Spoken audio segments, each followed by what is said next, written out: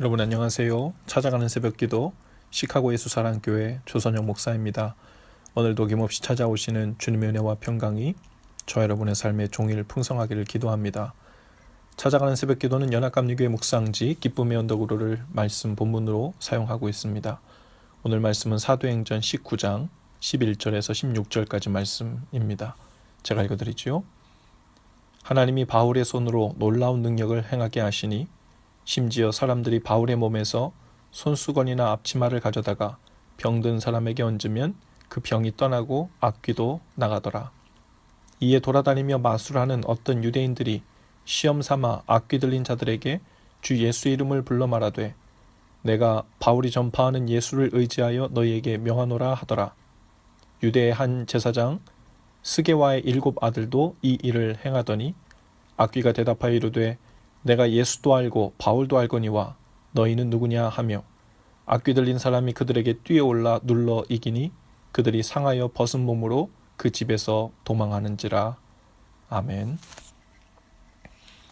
바울이 고린도에 있을 때 하나님은 바울의 손으로 놀라운 능력을 행하게 하셨습니다.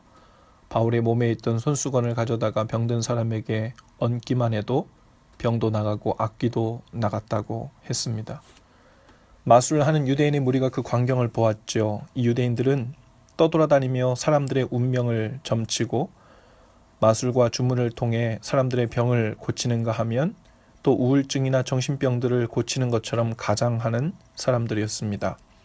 뿐만 아니라 그들이 사용하는 주문은 그 옛날 솔로몬 왕이 만들어 전수하여 내려오는 비밀스러운 것이라며 그럴듯하게 속이는 사람들이었다고 전해집니다. 14절에 보면 그들 중에는 스게와 제사장의 7 아들도 섞여 있었다고 했는데요. 그들의 조상은 대제사장으로 24반열 중 한 반열의 우두머리이기도 했죠. 그들은 유대인이었고 제사장의 반열에 있는 사람들이었지만 헛된 것을 쫓아 살고 있었습니다.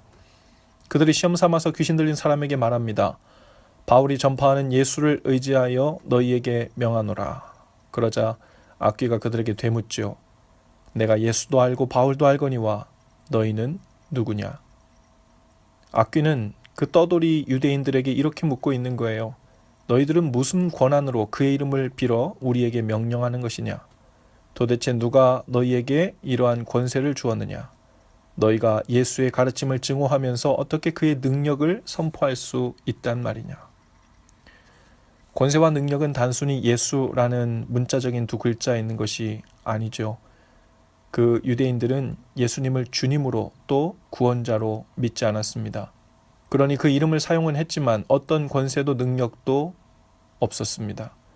오늘 본문에서는 특이하게도 바울이 예수님의 이름을 사용하지 않았음에도 불구하고 단순히 바울의 몸에 있던 손수건만 옮겼을 뿐인데도 능력이 나타났고 그 믿는 자의 권세가 드러났음을 봅니다. 주님의 능력과 권세는 우리의 믿음을 통해서 흘러가죠. 능력과 권세는 믿음을 통한 예수 그리스도와의 관계와 깊이 연결되어 있는 것입니다. 내적으로 주님과 깊이 연결되어 있을 때 우리 안에 계신 주님의 능력과 권세로 인해 악귀들도 알아보고 떠나가게 되는 것입니다. 요한복음 1장 12절에 보면 영접하는 자, 곧 그 이름을 믿는 자들에게는 하나님의 자녀가 되는 권세를 주셨다라고 했어요. 하나님의 자녀로서, 하나님의 사람과 백성으로서 주님이 일하시는 통로가 되는 것은 주님을 나의 주님으로 영접할 때입니다. 그리고 그 구원의 이름을 믿을 때이죠. 많은 사람들이 이 떠돌이 유대인들과 같이 마치 떠돌이 그리스도인들처럼 신앙생활을 하려 합니다. 믿음을 통한 주님과의 관계가 깊지 못합니다. 믿는 자로서 예수님과의 인격적인 관계는 형성되지 못한 채 그저 자신의 성공과 안전과 건강과 이익을 위해 예수님의 이름을 빙자하여 기도하고 있는 것은 아닐까요?